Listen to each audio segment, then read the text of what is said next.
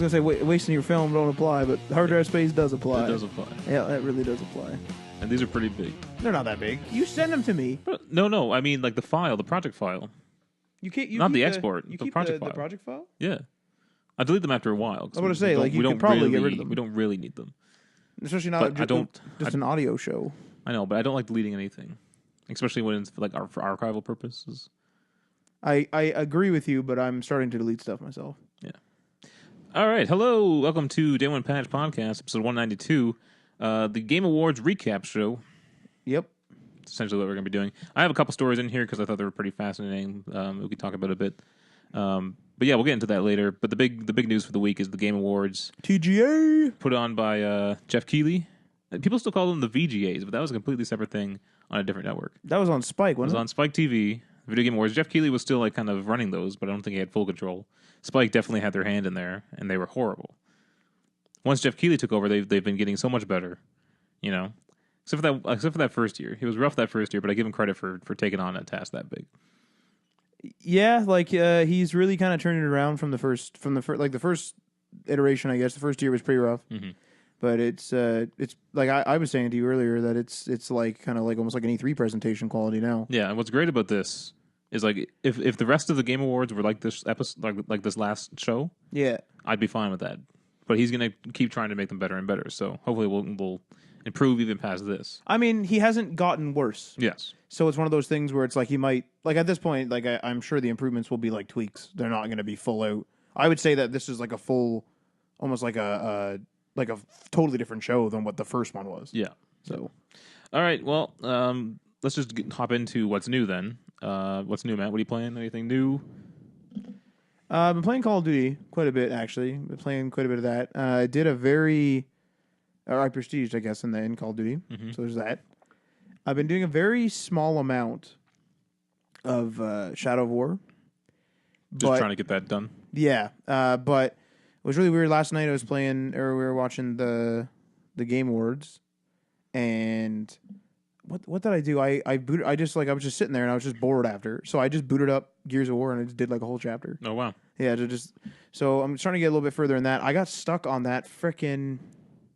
What is that? What's I can't remember it's like a big locust, and he has a big gun on him, and he has a driver up top. I have no idea. The B. I only played those games once. I don't remember. But I killed that thing. I got pretty mad. I died about 15 times, and I just like stayed up until like 2 a.m. trying to kill him, and I eventually did, and then I went to bed. So oddly enough, I'm not. Hey, whoa! Who's making noises now? At least mine's a single ding. It's not like 15 dings. Mine's a ding on. too. I just got you're just ding ding because I got everything ding. connected. Then it starts playing Jingle Bells. But oddly enough, I wasn't the biggest like Xbox guy during the peak of the 360 days. Yeah, but I do somewhat get nostalgic for Gears, and I don't know why. Gears. This is weird, and so I've never really played Gears too much. I've played it like a bit of couch co-op, a bit single player, and then I'm going through the definitive edition now, right? Like the collection of them. And Gears, I remember when Gears first came out, and I went to a friend's house and we played it. I remember everyone was saying it was revolutionary and it was amazing and all that. I didn't get that impression then. And Gears to me, even though like I'm playing through my own playthrough now, years later, obviously, it's. When I play it, I have fond memories of it. But when I go back, the gameplay is never as good as what my memories were. It's a very clunky game. Mm-hmm. It's like, I have to go into cover to hop over something, and it's just like this weird, like, I got stuck like in between these two objects, even though I can walk through them because I was in like the run mode, but I was also trying to jump cover. So it was like, it's still very, I want to say janky or something's up. But it's still fun, that might be by design though, because you're supposed to be like these big bulky kind of people. You're in a lot of armor, you got a lot of equipment on you, and you got a lot of crap. Yeah. One thing another thing I don't like about Gears of War, and I mean, I'm supposed to kind of take the story at face value, but spoiler alert, I guess. I'm at the point, like, I mean that. But anyway, I'm at the part where like you're supposed to help the train. They've lost control of the train, right. And I like lowered the drawbridge to get like the Jeep thing or whatever it is across.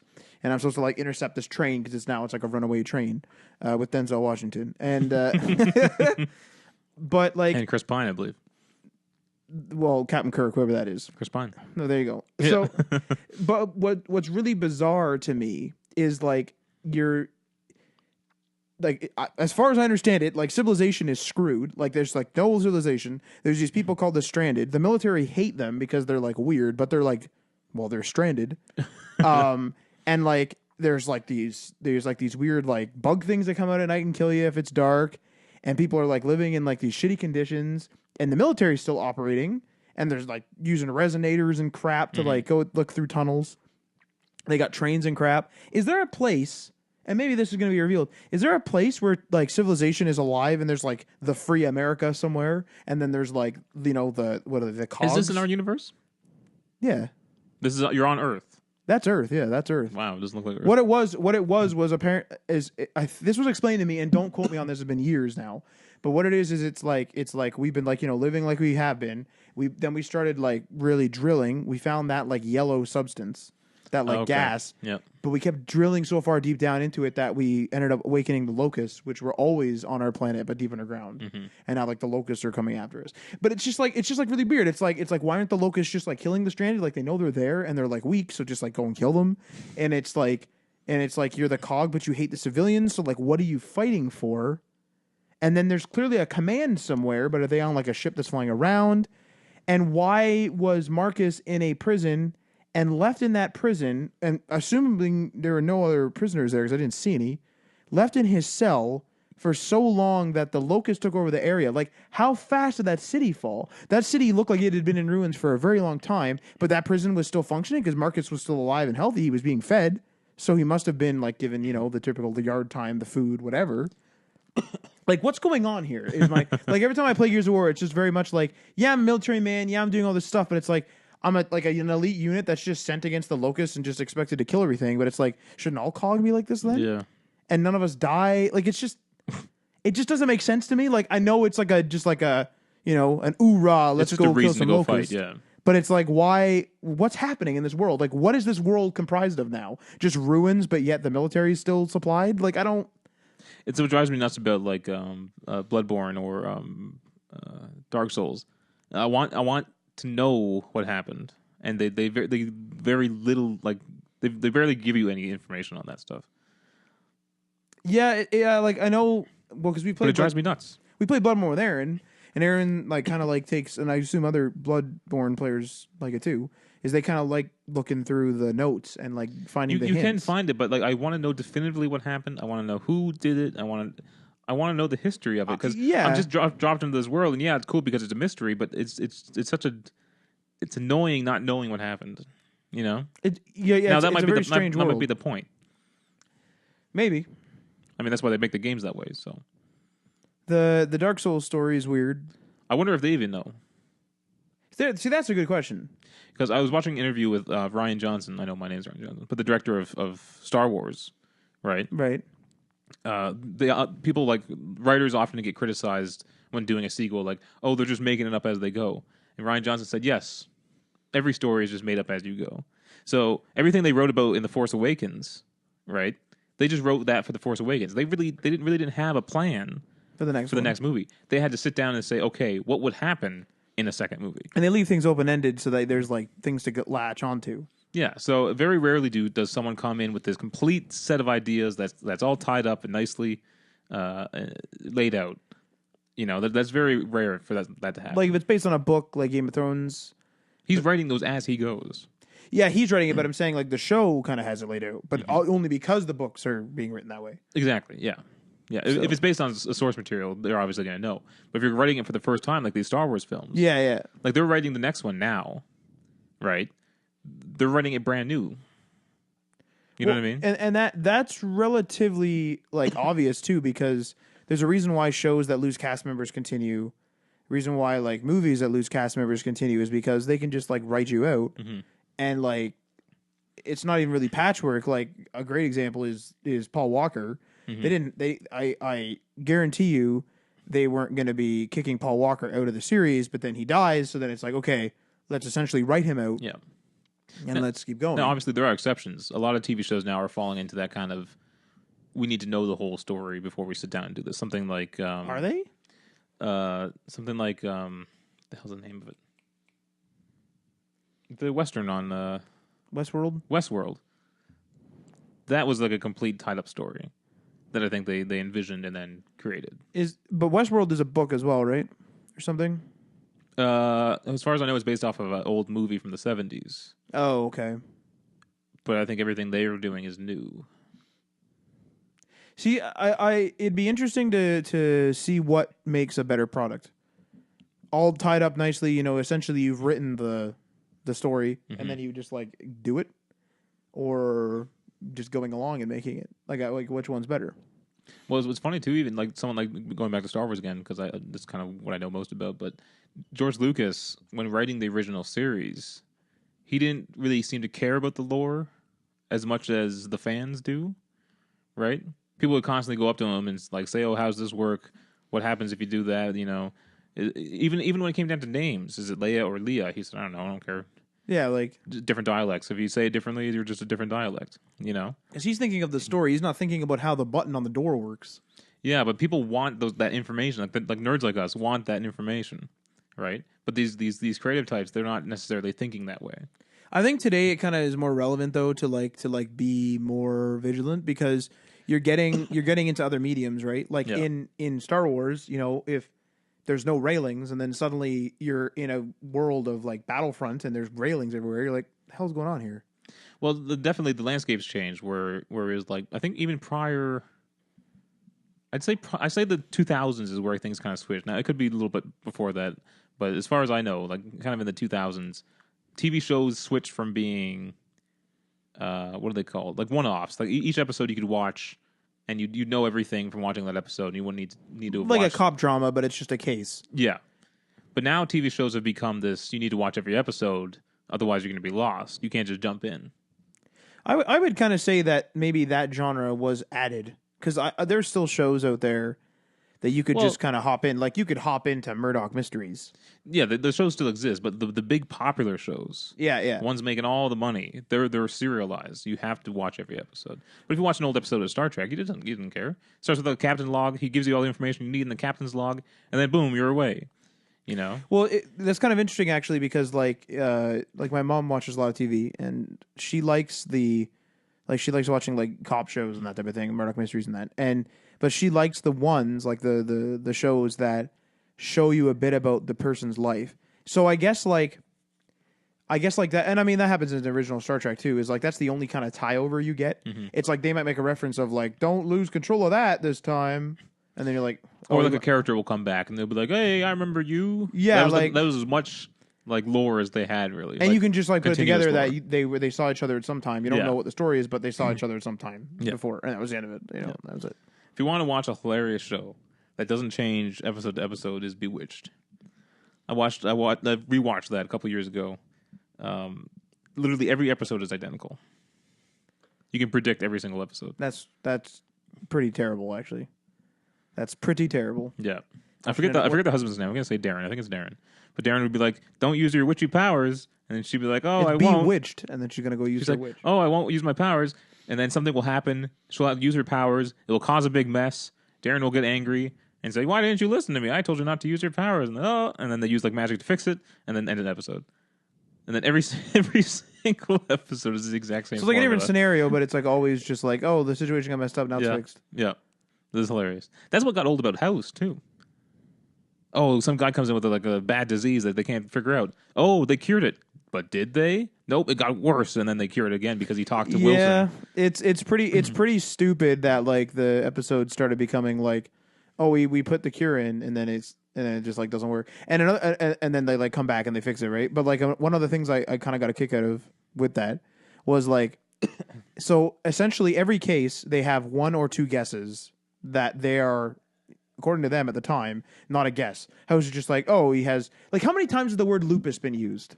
Well, wasn't that a joke on the show that it's never lupus? It's never lupus. Like he'd just be like, it's probably lupus. Just like give him a shot or whatever. Yeah. And like they're so sure of the thing. Like they give him the shot. It ends up not being lupus. And then they go do something else. And then that's not what the problem is. And they go do something else.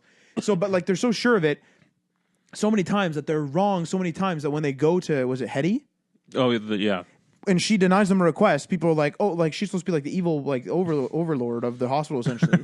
But it's like, is she really that like like messed up when literally like 3 out of 4 of their for sure things are completely incorrect? Yeah, that show made me paranoid too.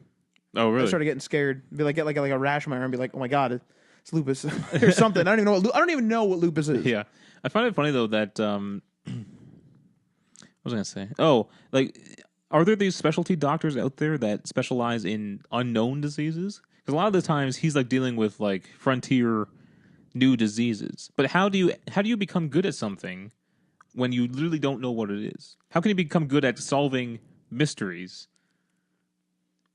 It's You know what I mean? it's probably one of those things, right, where you're good at taking like you're like people that are good at troubleshooting computers. There's probably people that are good at troubleshooting the human body, where it's just like it might be a new disease, but from what you like from all the medicine at your disposal, and there's quite a bit these days, you can treat it. Like you might treat it with a cancer treatment, but it might not be cancer.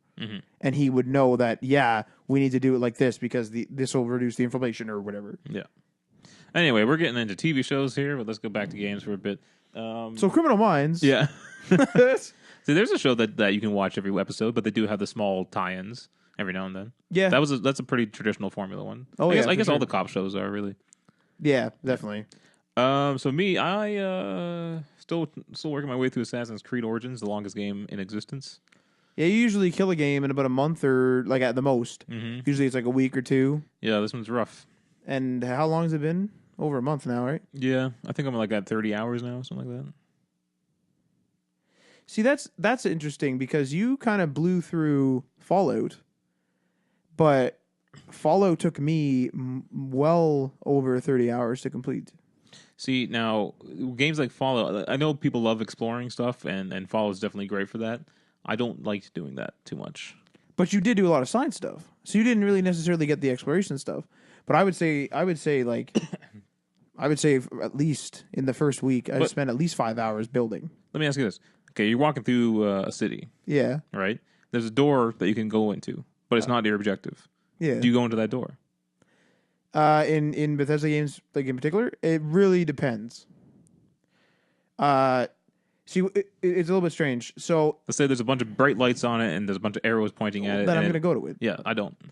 See, that's the thing is there's times where I won't. Like for example, you can kind of assume what's in somebody's house because like the game is supposed to have like the AI where they like have a life. So if it's like Bill's house and Bill's like the local like poor guy that like just has a shitty house, then I'm like, oh, he just probably has nothing in there, and I won't really check it out.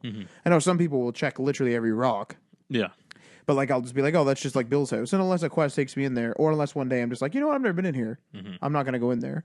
But I do in Fallout read every terminal.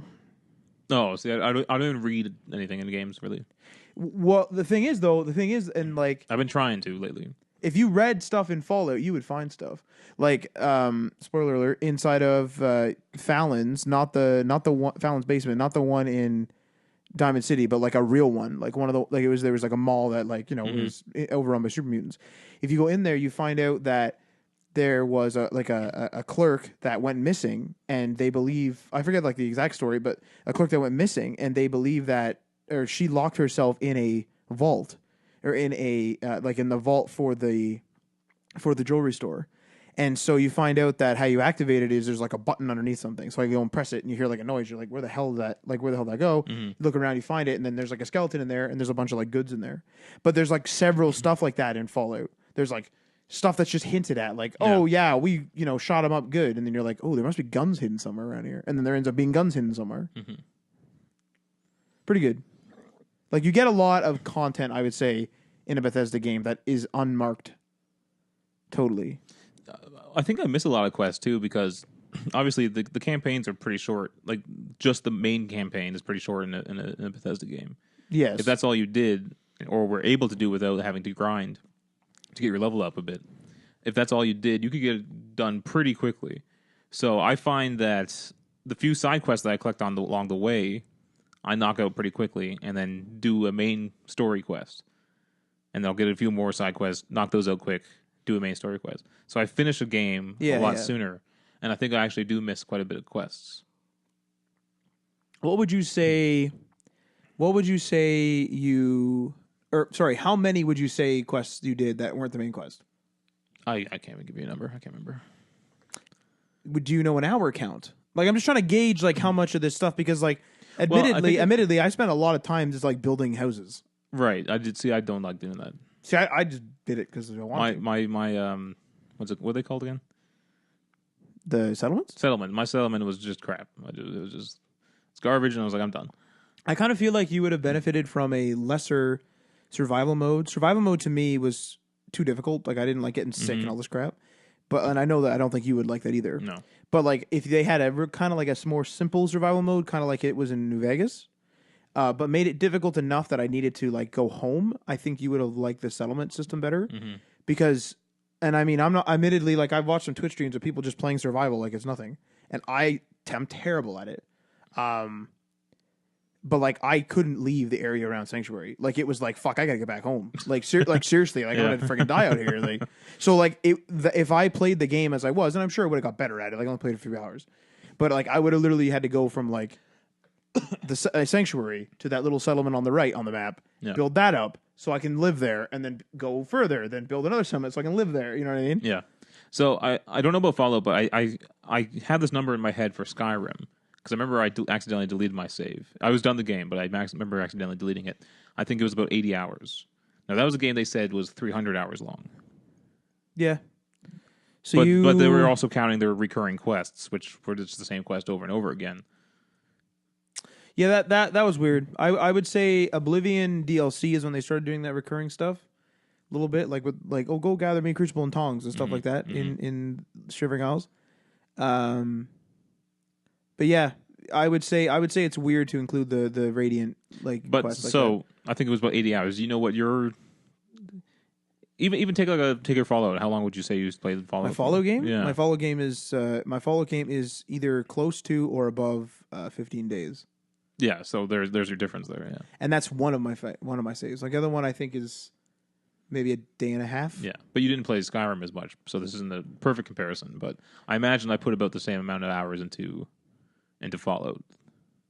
Probably less, actually, because I did like Skyrim quite a bit. Yeah, I would have to boot up my my Xbox 360 save, because I do the 360 and the PC version of Skyrim to see, because like this my PC, like, other people have played on my Steam profile to try it. Yeah, but like my one save is just me on the 360, so that would be interesting to kind of see. All right. Other than that, Battlefront, been playing that, unfortunately. But good news is it has free DLC. We're getting Finn and Phasma, I think next week before the movie comes out. Is that a thing you have to unlock after it's given? That's a good question. We'll find out when it releases.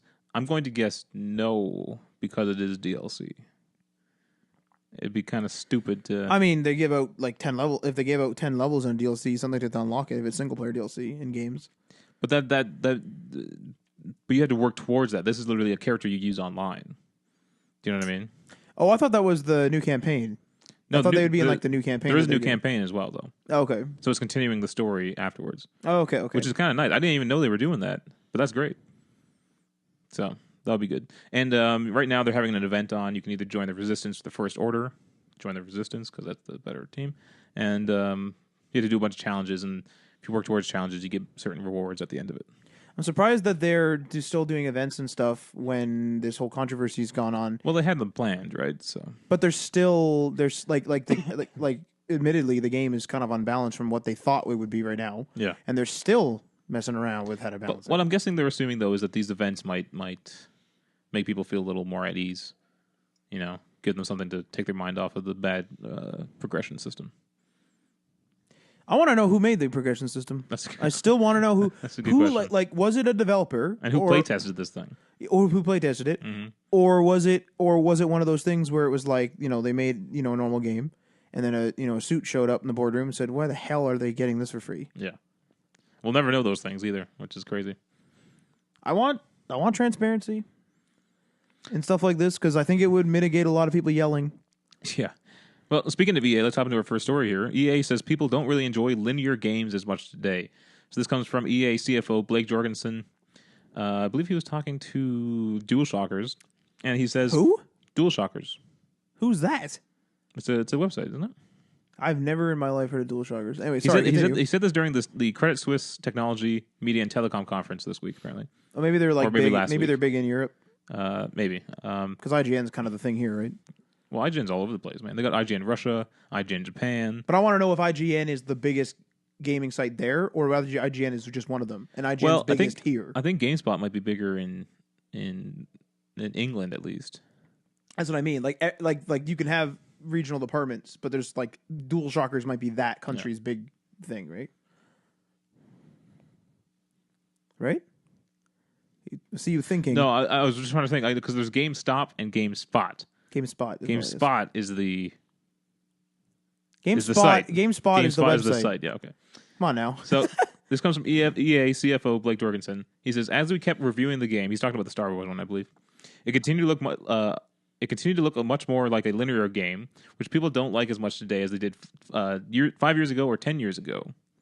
It wasn't about this was just a single player game and it needed to be a live service. It was more about how do we get to a point where the overall gameplay experience was right for the players. It was an economic decision at the end of the day. He thought about how many copies the game would have to sell, and he determined that EA probably wouldn't be able to reach the unspecified mark. You got to cut the bridge when you realize you can't make money on the game. What I'm curious about is so the market, admittedly now it's into loot boxes, but like even before the loot boxes kind of went widespread, things started going sandbox, big open world. That's kind of the next gen, PS4, Xbox One thing. Mm-hmm. And I'm legitimately curious as to whether that was literally a decision based on data, whether they did like a test, they're like, oh, GTA is doing so much better because open world and they can fuck around and you can drive around on the beach for no friggin' reason or whatever. But I'm seriously curious to know whether they're getting inflated numbers or whether this was a decision because open world games are, and multiplayer games especially, are admittedly easier to monetize. Yeah, probably. That's a good question. He's saying right? it's not, or he's saying it was an economic decision. No, How does he EA is. make more money? He is, but it sounds like it was a linear game, like not, I couldn't go and explore the planet. It wasn't like a Dragon Age where I could go and walk around a little bit and go through like the different areas. Like admittedly Dragon Age is a little bit restricted, but like it's more open world like more sandbox-ish, I guess. Than like let's say like the old school Republic Commando. That was a very linear, go take out this base, go do this, go do that, whatever. Well, I never even thought of that too. Like when speaking about a linear game, they mean like an Uncharted, where it's literally the level is simply go straight, right? Yes. That leads you to the next story, to the next point. There's no side quest. You just go straight through the game to the end. And you go, yeah, you just go. But that doesn't necessarily mean if you don't want that. That doesn't necessarily mean you want something like Destiny, where it's a live service that's continually changing and evolving, and you can do whatever you want, and there's these microtransactions. It could just be open world, right? They could just say that gamers like open world games more than they like linear games. Am I right, or am I wrong?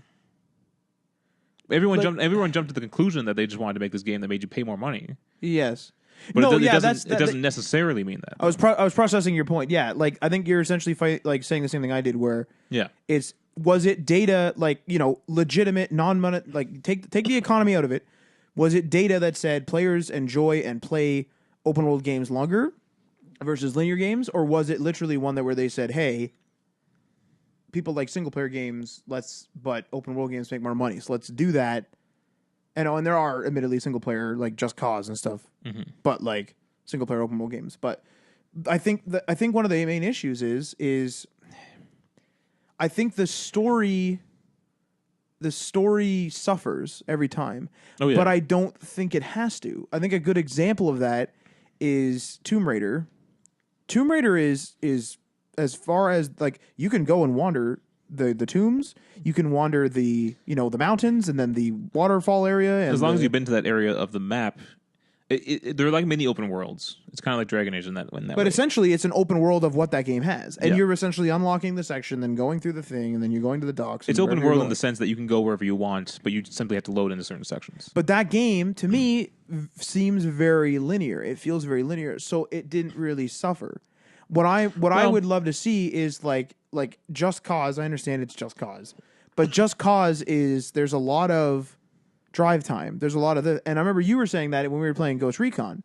Is fuck like we're just driving, like we're just Most of my time playing that game has been driving, Like or flying, or whatever. a lot, yeah. And we like the drive is so long that we don't like drive a car. We always get a helicopter because it's literally that long. There's of a drive really no point to drive in Ghost Recon. unless you're quickly chasing after someone. And but what's bizarre is so like let's just say the Just Cause 2 campaign. If you took the Just Cause 2 campaign, same world, whatever, but you take away the free roam and you literally go, mission 1 through 12 or whatever it is, that game is bad. Mm-hmm. Like a lot of that game is the I'm doing crazy tricks with this helicopter and stuff like that. Mm-hmm. So I wonder whether open world games could benefit from having story missions that are linear enough that you could play them in a playlist, but at the same time also offering an open world option. I'd be legitimately curious who does what. Mm-hmm. Now, which do you prefer? Because I like open world. yeah, I like open world, but I don't like open world with a really loose story. and you're right; it does usually suffer. It does, yeah. Even simply the pacing of of an open world game, especially when they're like, "Oh, you got to help us! Our town's burning down," and then you wait like freaking 10 hours because you're doing other missions or whatever. Yeah. And then you go help them. They're like, "Thank God you arrived so quickly," But you literally took 10 hours. Well, like that's kind of one of the interesting things with the Dead Rising series is especially the first one. I played the first one the most. And the first one is designed specifically so you can't do everything. You kind of have to make a decision. Yeah, you can get a lot of stuff done, especially if you're efficient, but you have to be efficient. You can't just be like, "Oh, I'm just going to go fuck around for 10 hours Right. a gameplay in this mall." It's like, Jesus, you just failed the main story. Main story just went by. And like, I mean, you can do that. Like, that's not a big deal. Like, you'll just have a different ending. Yeah. But that's interesting. It's interesting that they allow it. Like, I think Far Cry. I'm trying to think of like a comparison. It's really bizarre. We have games that are like Ghost Recon, for example. Ghost Recon and Far Cry, I think, fall into the same thing. Here's a facility. Go in there, clear this out. Either kill a guy, interrogate him, or take out some equipment. There's some variation in there. Mm-hmm. More or less, it's that. But what's bizarre about it is like that would be a bad linear level. If they instead of me driving to that location, they give me, I start mission 1. Mission 1 is the base with some mountains around it, and I can still approach it from wherever I want. But it just feels too limited. I don't know. It's a hard argument. MGS5 kind of did that. It was an open world, but when you went into a mission, it's like you go to this base and you infiltrate the base, and then you get the helicopter out of there. But see that's a traditional open world campaign. What I'm trying to compare here, and I'm kind of like having trouble explaining it. It's like what you said. Like when it's linear, it's very much like go here, do this, now do this, now do this, now do this, and you're in a fixed environment. Open world games, the actual levels themselves, it's not like as if we're driving to a linear mission in Ghost Recon. Yeah. You're driving to a base and then you can do whatever you want. You can fly a helicopter in there. You can like blow things up with a mortar. You can call the rebels in. You can sneak in there. Mm-hmm. You can do whatever you want. So that's kind of like how an open world level is. Right. I don't know whether people like that though. Because like people say the story suffers, but I'm wondering if it's because would an open world game benefit from being linear? What if it took us to a base and we get to the point, you hold square to start the mission. It puts us in a base, but it doesn't let us leave the mission area unless you fail the mission. It puts you like in the front gate and says like, okay, go. And it lays the guys out in a certain way. So sure, like let's say it's a mountain base. I can go in that mountain base and clear it out and everything, but I'm not in the mission mode. Right. But I can replay that mission, put it in the mission mode, and it's very linear rather than just like an open world. Because I'm kind of sick of the trope of play it how you want. But I'm like, but the problem is like, if going in there without stealth is more efficient, I feel like an idiot being stealthy. Why would I be stealthy? For what reason? Mm-hmm. Like, just be cool? To who? Right. You know what I mean? Like if it's more efficient for me to literally drive a tank in there, kill everybody, even though that's not like the Ghost way, why wouldn't I do that? And since I've been causing havoc in Ghost Recon by missing shots and stuff and alerting the base unintentionally, but it has led us to complete the missions faster. Because you have to react quick. Because then you just go nuts and you just start shooting every guy in sight, and the base is clear and the mission's over. And so we've been plowing through these missions Yeah. because we're doing them faster than stealthily. Now again, unintentional. I want to do it stealthy, but I'm just bad. See, the stealth is fun, and again, like the devs are always all about that, right? You want to do it stealthy, but not that I'm trying to beat your game fast, but I feel like an idiot if it was comparable time. One was 5 minutes, one was 8. Well, okay, whatever. Yeah. But like this is like 20 minutes of stealth versus like 5 minutes of just a big firefight. Horizon might be a good example of what you're trying to get at. Not necessarily where it locks you into an area, a linear area when you go into that mission, Right. but it has these well done cutscenes that lead you into new areas and new mission types, and do you know what I mean? It's kind of got a healthy combination of being a linear game and story, because like the side quests are kind of really optional, you know. Yes, for sure, I would say. But I thought there was a pretty nice flow between the main campaign where you get cutscenes and everything, and then like the story missions, or I mean the open worldness of it. I would say the storytelling is really good in those games. You know what? Actually, I think I might be sick of. I might be sick of clearing out an environment. Yeah, yeah, I think like now that you bring that up, because it's like, yeah, that game does have a really good flow, and it almost has a linear. Like when you go into a mission, you activate it. It activates like a linear flow. yeah. But it's still go into this canyon, Kill clear out these guys. monsters or these machines or whatever. Yeah, like clear out these guys. Go into this canyon, clear out these guys. I think maybe we need reactive stuff. Maybe we need to, if that village is on fire, it'll burn down. If you went to like go collect rocks in the mountains, that village burned down, and I want that to affect the world. But again, that's a big ask. It really of is. devs. Yeah, That's like 7 stories they'd have to program at least. maybe next gen we'll have enough storage and power to. I don't even think it's that. I don't even think it's the storage, because all they're doing is like, especially with Ghost Recon, there's like 6-7 objectives. But let's say there's you're playing an 80-hour game or something. Yeah. It's gonna have to remember every single change you've made. Do you know what I mean? Yes, but like that's like zeros and ones. Like, oh, they did this or this. They did this or Yeah. this. Maybe there's like a this or this, but it's like a number. But you want entire portions of the maps to change. Yes. You want an entire like little village like burned down and But to they remain could burned down. limit it too, right? Like, oh, this village is burnt down now, so the shop isn't available. Like how hard is that? Yeah. Not to be like disrespectful, I guess, of the devs, but like still. Yeah. What's an example of a really weird one we had? What's that game? Elder Scrolls Online is a prime example. We went to that, spoiler alert, we went to that one town, and it was like all invaded with like enemies. Mhm. And so we cleared it out, and it was an MMO, so I just kind of figured that we'd like quote unquote clear it out, and then we turn around, there's still enemies there, but it's like, oh, you saved us.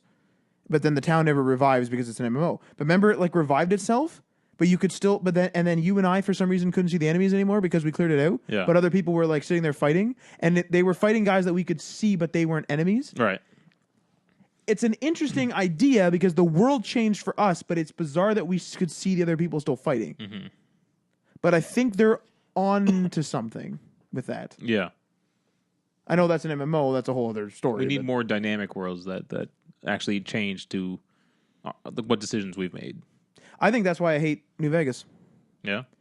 I want there's this big spoiler alert. There's this big buildup to the war over the dam. Mm-hmm. If I take that over with Caesar's Legion or Kaiser's Legion, if I take that over with Caesar's Legion, the NCR should be dead. Right. House should be dead. The security, the Assaultrons should be dead, and the Securitrons. That sounds right. I think it was called Securitrons. Anyway, those bots should be dead, and the whole place should be run by Caesar's Legion. Mm-hmm. And I should be able to play in the world with the support of now Caesar's Legion. Yeah. But no, it's just like, oh, and slideshow, game's over. Come on. Yeah. All right, let's move on to our next story before we get to the Game Awards stuff. Oh, Christ, we haven't even talked about that, eh? No. So Crystal Dynamics and Square Enix released just a little piece of text on their social media, which read, Right. "Driven by our goal of putting our fans first, we want you to know that it won't be long between the official reveal and when you can play. Our journey will begin with a major event in 2018. We simply can't wait to take you on Lara Croft's defining adventure." So clearly, they're announcing a new game here. New Tomb Raider game. Yep. Okay.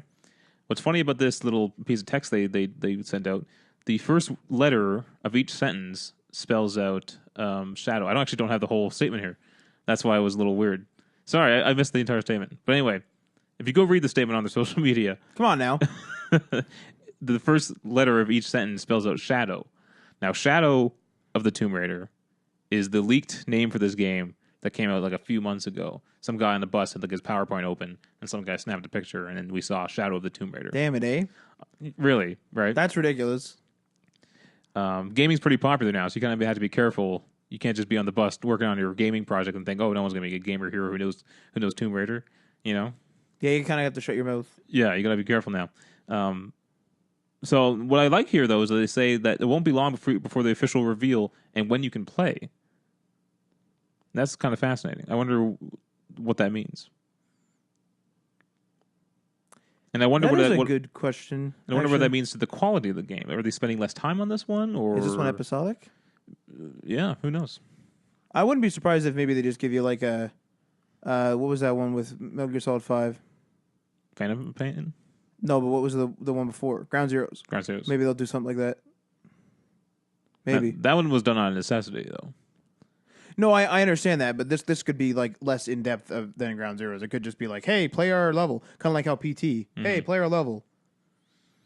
They're going to announce it at some big game conference, I guess. I wonder which one. Maybe E3, but that seems pretty deep into 2018. That's why they might. But that's the thing, though, is if they release something near holiday season or whatever they said, now they release a level. That's like more than enough to hold you over until E3.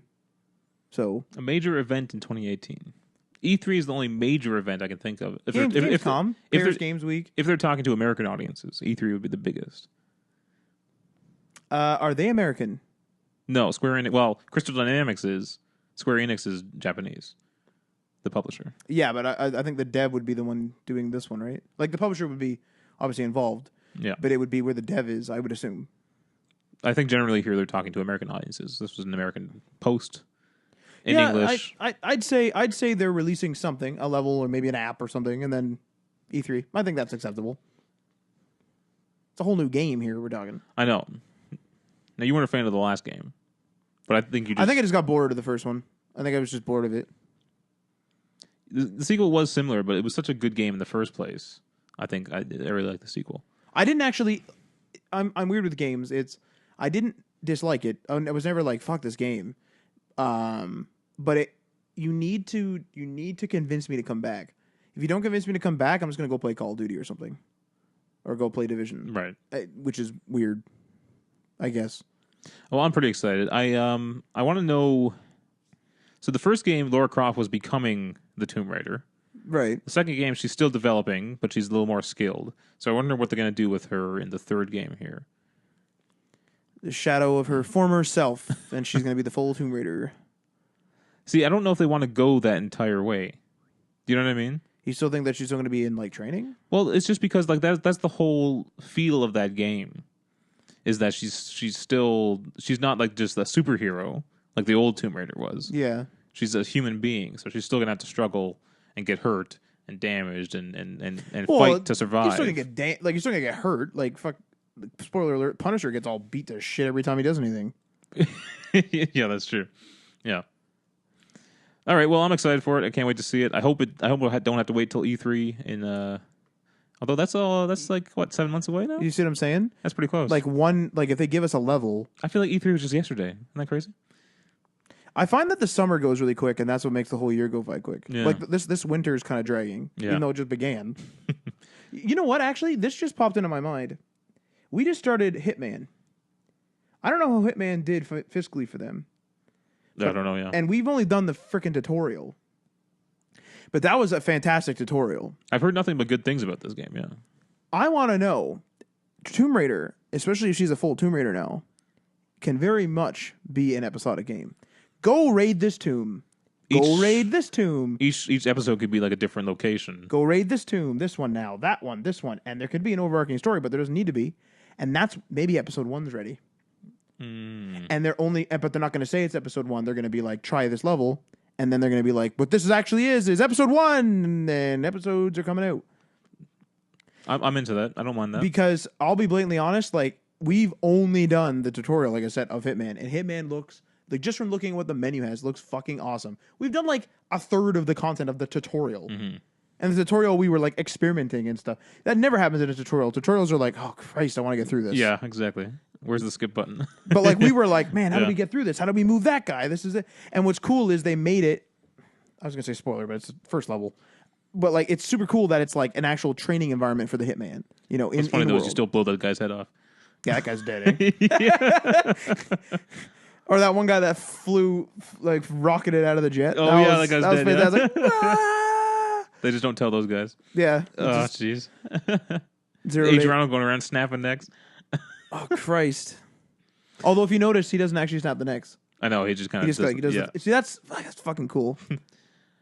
But getting shot in the head and there's blood splatter. Yeah, it was pretty bad. Yeah, he's dead. That guy's dead, yeah. The main targets are, like, dead. They get paid the most. They get danger pay. Maybe they're criminals that they just put into this boat. I mean, it's possible. All right, let's talk about the Game Awards. Game Awards 2017. Congratulations, Jeff Keighley. I love them this year.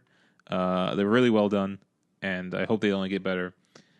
Just overall opinion on Game Awards, what do you think? Really well done this year, I'd say. Pleasantly surprised. So, along with all the awards, which we'll get into, let's talk about all the announcements. Now, you were mentioning earlier, this is like a mini E3 now. There was what, 4+ announcements, like world premieres. But what's getting pretty nuts is we have all these PAXs, we have PlayStation Experience, we have Gamescom. There's a PlayStation Experience like right now. It's this weekend, I think.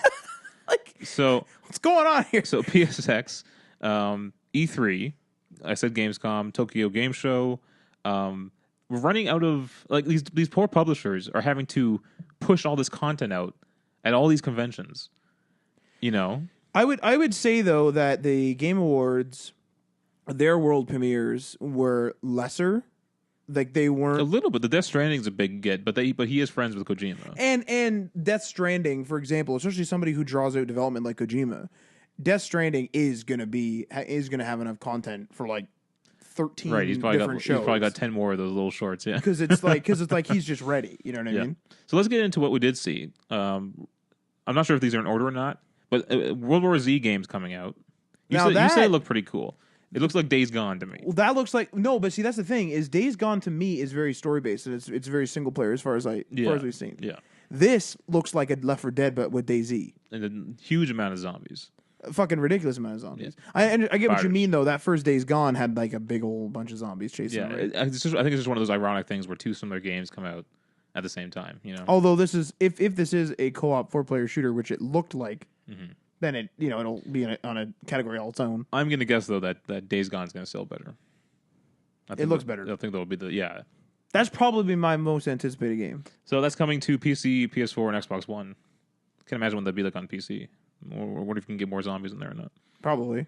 Job Simulator follow up. Vacation Simulator. This looked pretty nuts. And I can't believe these guys. I don't even remember what that is. What Vacation Simulator? The guy has like a hot dog and he puts mustard on it. It was like the little robots were flying around talking to him and stuff. Oh, that was a VR game. Yeah, well, it was a VR? That's right. It was a VR. I'm pretty sure it was a VR game, yeah. That was weird. Yeah. Accounting Plus. That's another PSVR game. See what I'm saying? That's all I got on that one. Not to talk down to the devs, but like VR is kind of lesser at this point. And look what's being revealed. But these were the pre-show announcements. Yeah, that was a little bit ridiculous. The biggest one from the pre-show announcements we got was at the very end, and it's a new From Software game. What was it titled? Let me see here. Hang on. Just pull up. Shadows Die Twice. So cryptic title from a cryptic game studio, and I imagine Aaron's very excited for this one. I don't remember that one at all because it was very short. It was literally like it looked like a bone, but with like a screw in it, and it was like extending or twisting or something. Right? Yeah. That was weird. Yeah, that was pretty nuts, eh? Kind of gross, actually. A lot of people are assuming it's just Bloodborne 2. Seems the most likely. I thought they wanted to go away from the franchises.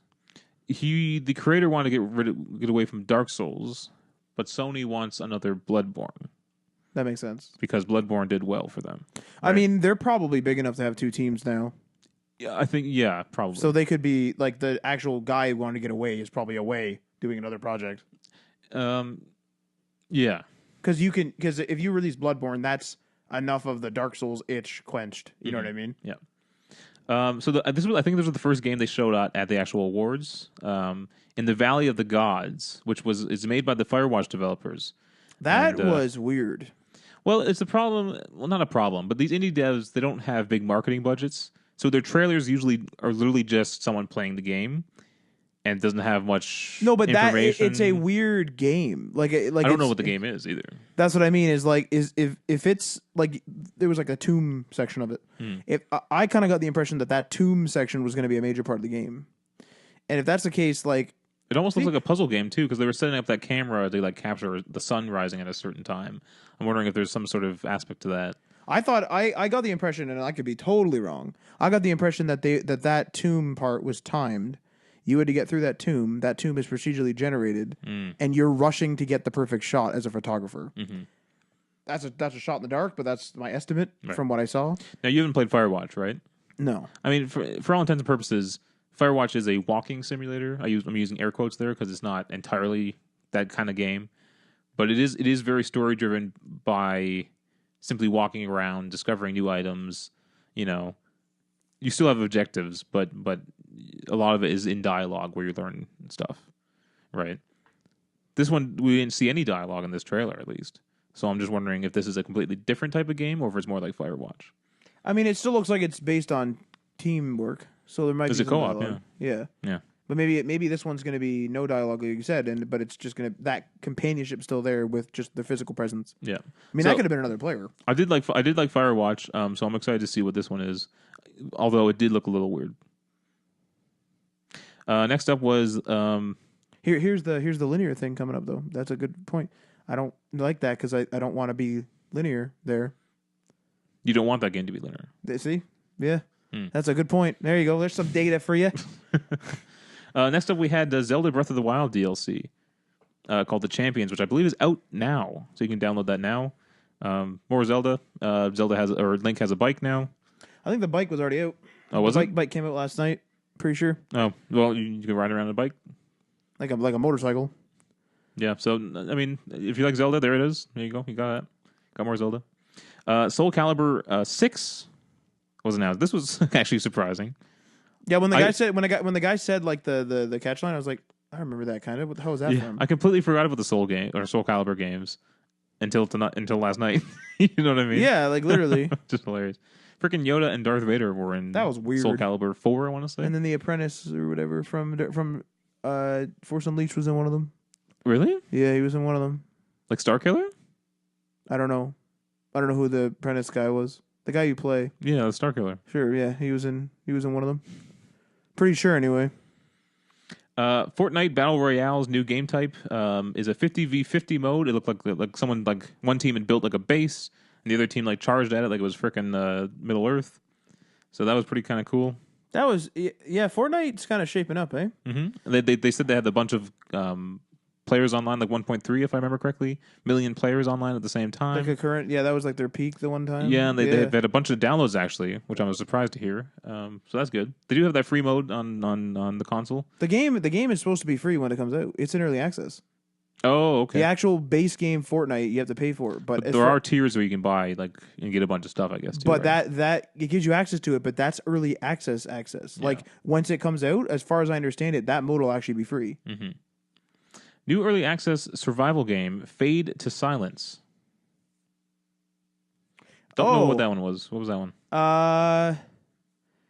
Fade to Silence, wasn't that the one that was made by the person that made Edith Finch, but also the makers of like Doom and Painkiller?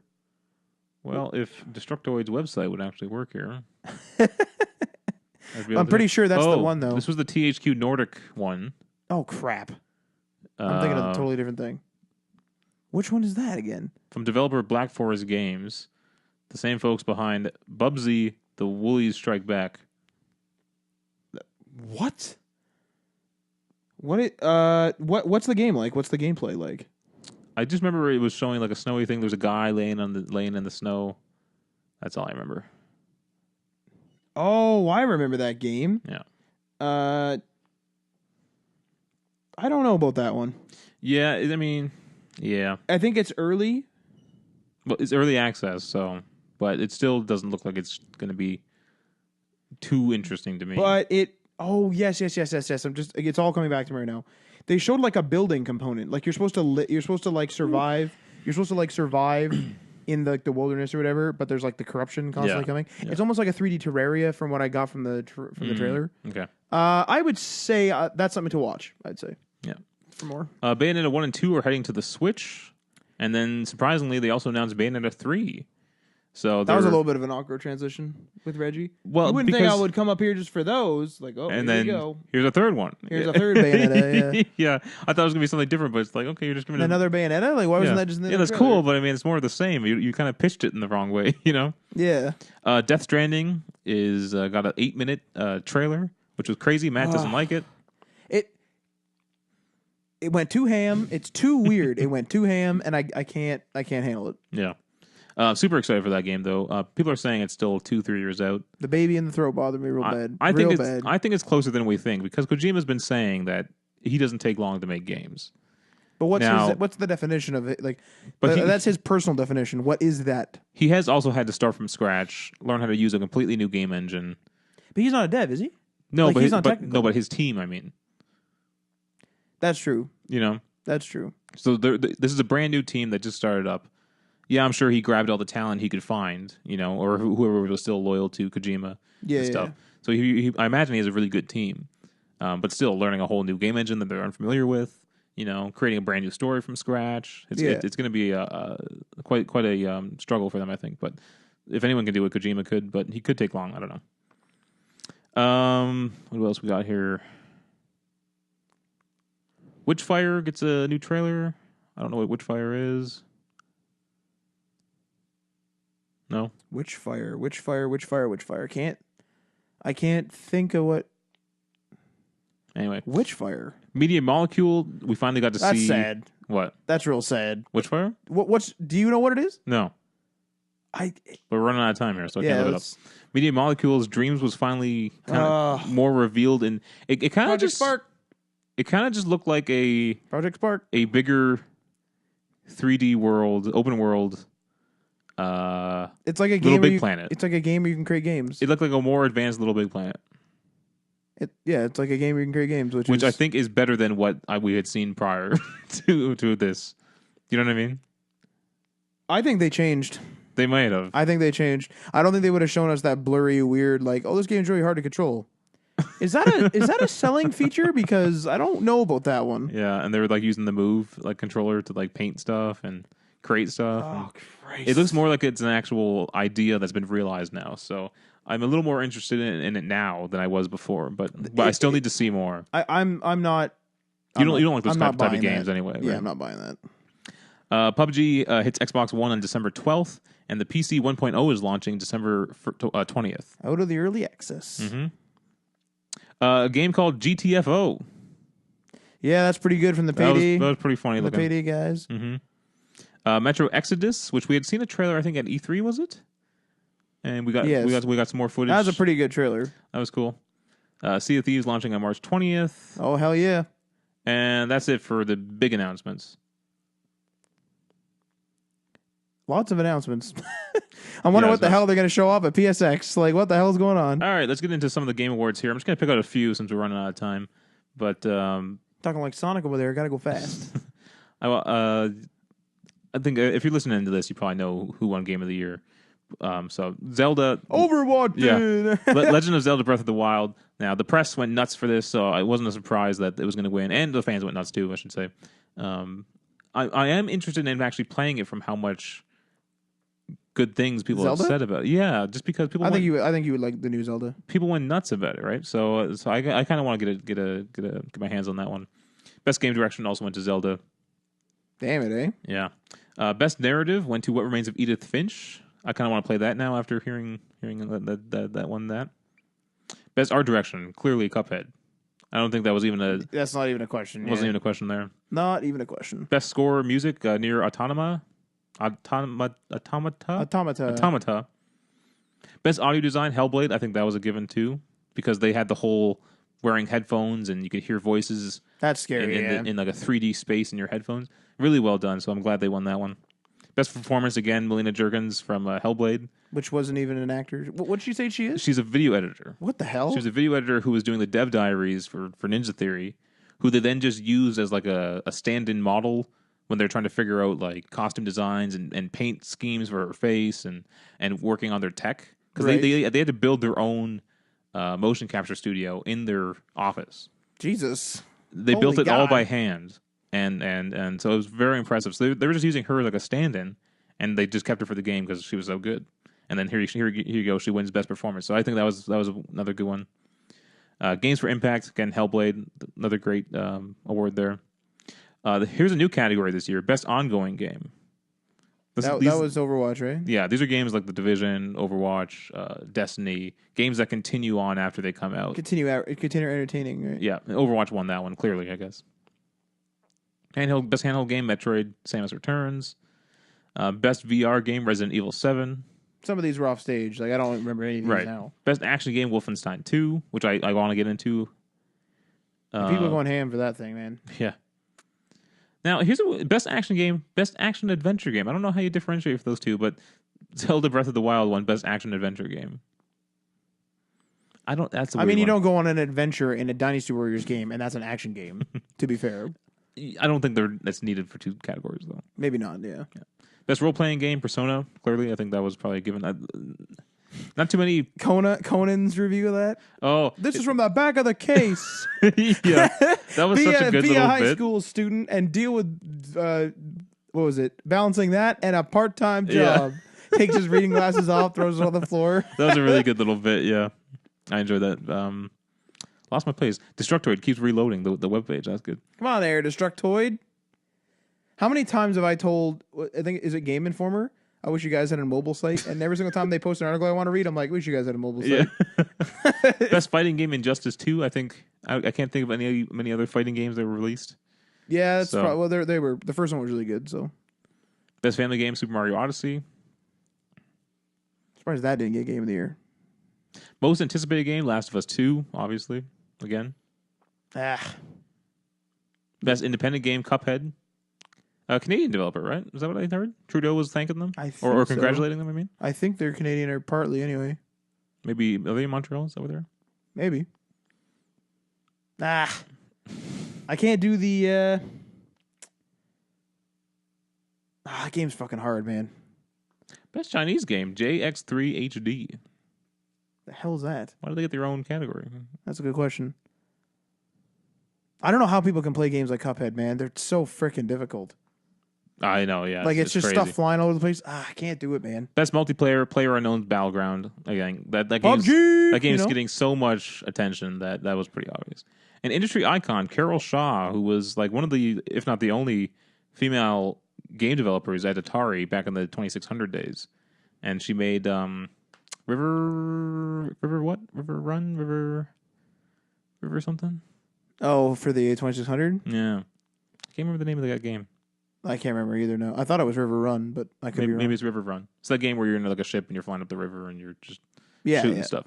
So yeah, she got the Industry Icon Award. Got a little video to go along with it. I like when her boss made that one joke where her boss said, "Oh, great, we have a woman game developer. We're gonna have like interior design." That was like, weird, and, yeah. like makeup like matching color games or something. So like good. Jesus, that's terrible. Like come on. typical 70s or 80s like boss. You know, that was great. What's really sad? There's a real sad story with the Atari 2600, where you know how like ET is viewed as like The quote worst game unquote ever. worst game ever. Mhm. That was done by I always forget the guy's name, but that was done by the guys who made Yar's Revenge, and Yar's Revenge is like one of the best.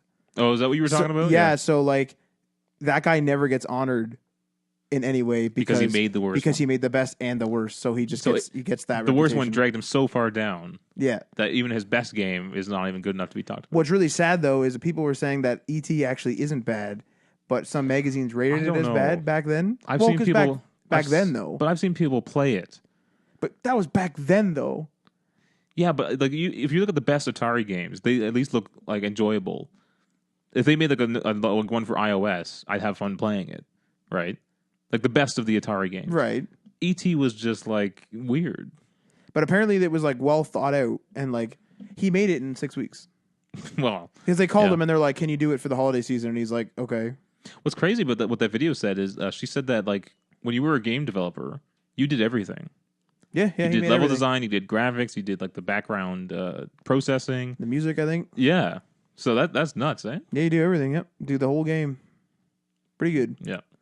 All right, there's the Game Awards. Good job, Jeff Keighley. Can't wait till next year. Watch it on Mixer for your MixPot rewards. And this year it was available on like every platform possible. I think I didn't even know that Steam had a live stream. I'm pretty sure it was beaming into my Apple Watch here for a Just second coming in, there. "What's Yeah. So yeah, he's all over the place now.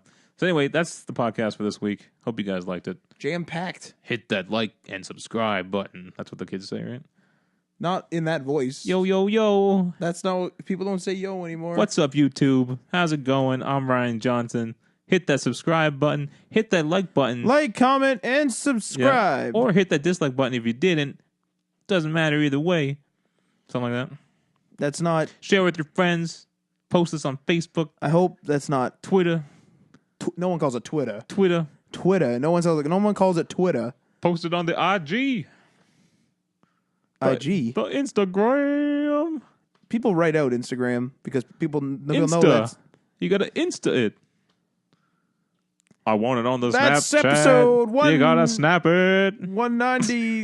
192. No, you can't snap it. It's the connects. You gotta get the Connect. The connect. You gotta connect it. What? You know what I'm talking about? Connects, right? Connect's dead. Is it? Oh, wait, Connects or Connect? Connects. What's Connects?